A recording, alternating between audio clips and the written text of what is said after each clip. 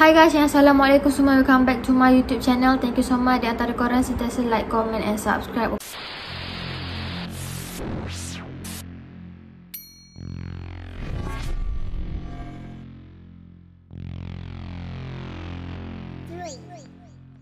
At Alicia side.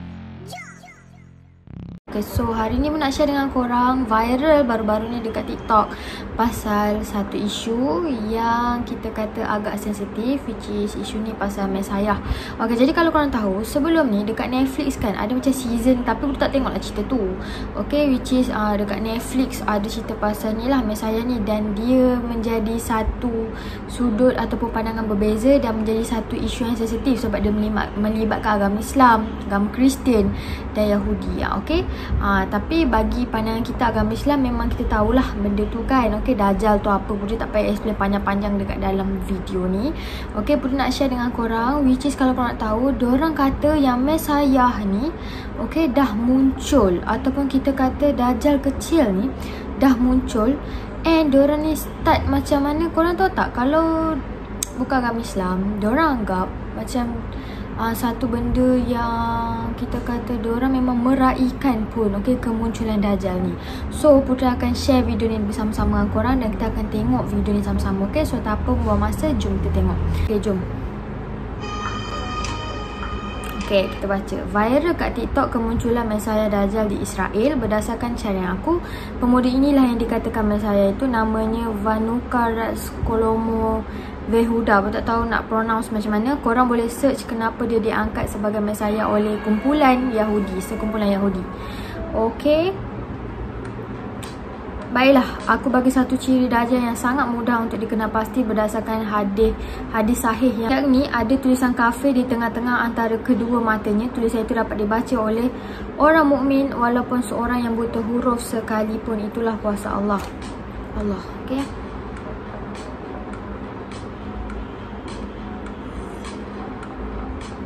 Ciri-ciri lain berdasarkan hadis sahih, ternyata dia seorang lelaki yang berbadan besar, merah, rambut kerinting. Okey, itu kita tahulah kan ciri-ciri Dajjal kan. Sesungguhnya Al-Masih Al-Dajjal adalah seorang lelaki yang pendek, hujung telapak kakinya berdekatan sedangkan tumitnya berjauhan, berambut kerinting, mata sebelah dengan mata yang terhapus.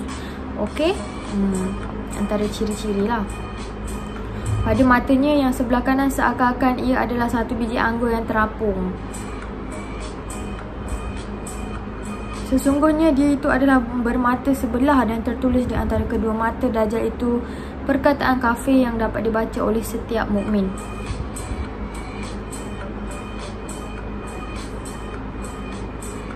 Ada yang kata dia adalah Dajjal kecil, okey, yang dimaksudkan dengan 30 Dajjal berdasarkan hadis riwayat Al-Bukhari. Okey, ni korang baca sendiri.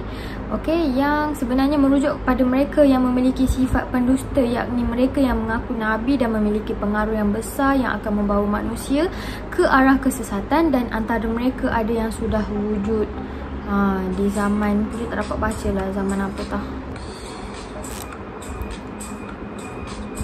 Okay. Bukan bermaksud Dajjal sebenar yang akan keluar pada akhir zaman tu ramai. Dajjal sebenarnya hanya seorang saja dan banyak lagi ciri-ciri lain untuk kita kenal pasti Dajjal sebenar tu. Yang penting bukan yang viral sekarang. Okay, Kesimpulan, jangan terlalu sibuk menunggu Dajjal. Just fokus tingkat keamanan supaya terselamat dari fitnahnya, dan pastikan amalan kita mengikut petunjuk. Okey, sebab nanti Imam Mahdi datang bawa syariat Nabi kita Muhammad SAW.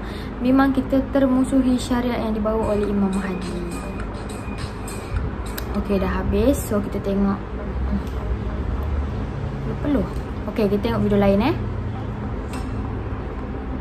Messiah Yahudi di Israel.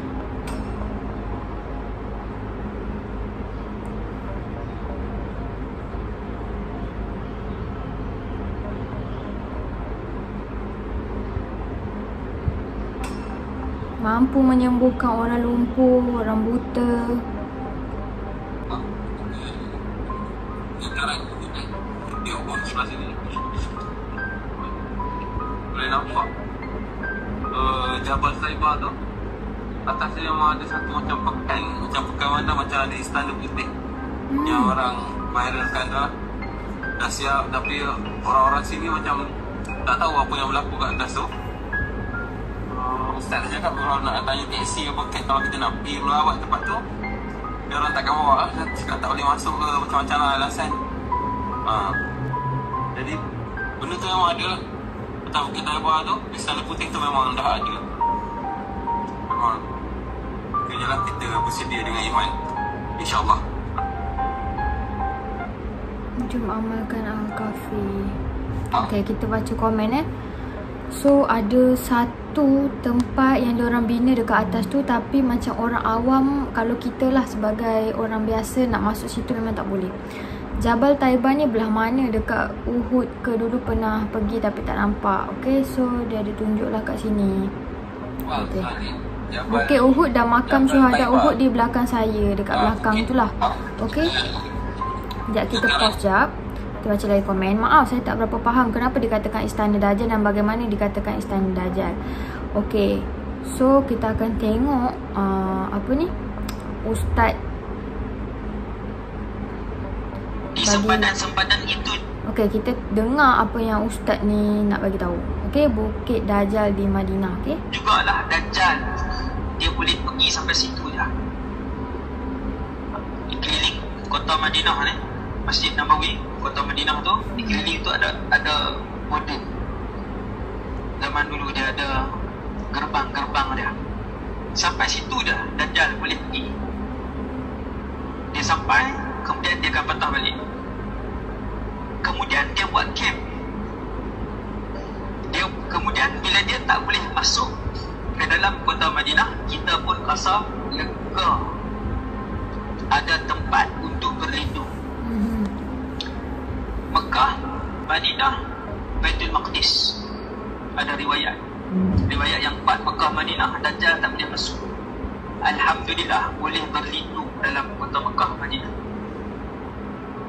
Sebab kalau bertemu dengan Dajjal, dipegang oleh Dajjal, dicakap oleh Dajjal, maka kemungkinan besar dia akan kufur dan murtad buat selama-lamanya.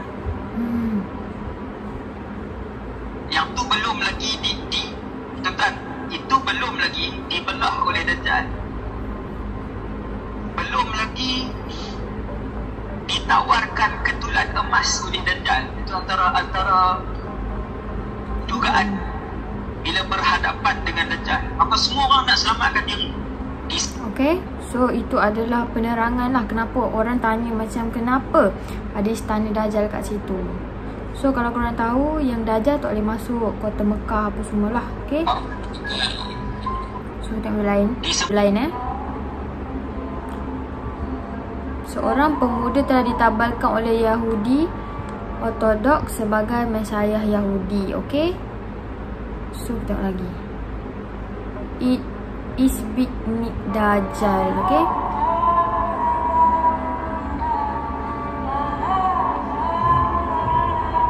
Dajjal has been released. So kita baca komen. Ya Allah, peliharalah iman kami. Big Nick ni bukan ke dulu dalam konten David time sekolah tadi pun mata dia, betul ke ni? Korang tahu tak, saya baru baca berita dunia yang amat mengejutkan saya. Baru-baru ini saja negara Israel telah digempar-gempurkan dengan kehadiran seorang Mesiah. Kecoh negara tersebut dengan adanya perhimpunan beramai-ramai menyambut kemenangan dengan kemunculan pemuda tersebut. Apa itu Mesiah? Dalam bahasa Arab, Mesiah ialah Al-Masih, iaitu gelaran seorang penyelamat bagi sekumpulan orang beragama Samawi. Pernah dengar tak? Al-Masih Ad-Dajjal. Benarlah apa yang diperkatakan oleh Rasulullah SAW, tidak akan berlakunya kiamat sebelum dibangkitkan 30 orang Dajjal kecil berdusta. Hadis riwayat Al-Bukhari. Berbalik kepada berita tadi, pemuda tersebut dikatakan boleh menyembuh penyakit seperti lumpuh, memukau orang dan boleh berhubung terus dengan Tuhan. Wallahu a'lam, mungkin pemuda tersebut adalah di antara 30 orang Dajjal kecil ataupun Ad-Dajjal yang sebenar. Kita sebagai umat Islam kena tingkatkan iman. Siapa yang belum hafal surah Al-Kahfi, cubalah hafal surah Al-Kahfi. Kalau tak boleh pun, cuba hafal 10 ayat pertama dan 10 ayat terakhir surah Al-Kahfi. Bersiap sedialah umat Islam. Okay, kita baca komen, dah 3,000 lebih komen. Okay, semoga Allah lindungi kita. Baru mimpi pasal kiamat pagi tadi, tiba-tiba bangun menangis pukul 4.40 pagi. Betul orang cakap akhir zaman orang yang salah akan diangkat dan orang yang benar akan dijatuhkan. Ni aku nak kahwin tapi dalam masa 3 tahun lagi rasa-rasa macam sempat tak aku kahwin. Okay, kena hafal surah Al-Kahfi. Okay, kita dah fasa 4, baik kita jaga solat. Semakin dekat saya mimpi Jumaat. Terima kasih kerana telah mengingatkan nasihat yang baik. Macam tak sempat je aku nak berjaya. Aku seorang pendosa. Subhanallah. So ramai gila lah yang macam takut lah dengan benda ni kan. Sebab kita rasa macam betul ke aku dah prepare kan untuk diri aku kalau apa-apa jadi, betul tak? Ramai yang macam tak tahu pasal surah Al-Kahfi ni. Jadi kalau korang nak mudah, korang hafal je 10 ayat terawal dengan 10 ayat terakhir. Korang hafalkan tu je surah Al-Kahfi tu. At least macam benda kalau korang cuba untuk hafal, korang boleh, InsyaAllah korang boleh hafal. Macam contoh korang tak pandai baca Al-Fatihah ke, ayat kursi ke apa ke. Tapi insyaAllah kalau korang macam betul-betul macam nak hafal benda tu, benda tu melekat, senang je. Okay, insyaAllah. So korang komen dekat bawah mengenai isu ni. Berharap sangat kita dilindungi, okay, dan doa yang baik-baik dan banyak keamalan sepanjang-panjang sebab kita dah akhir zaman. Okay, so korang komen kat bawah mengenai isu kali ni. So korang thank you so much. Jangan lupa like, comment, subscribe dan tekan bell notification dekat bawah. Bye bye and Assalamualaikum.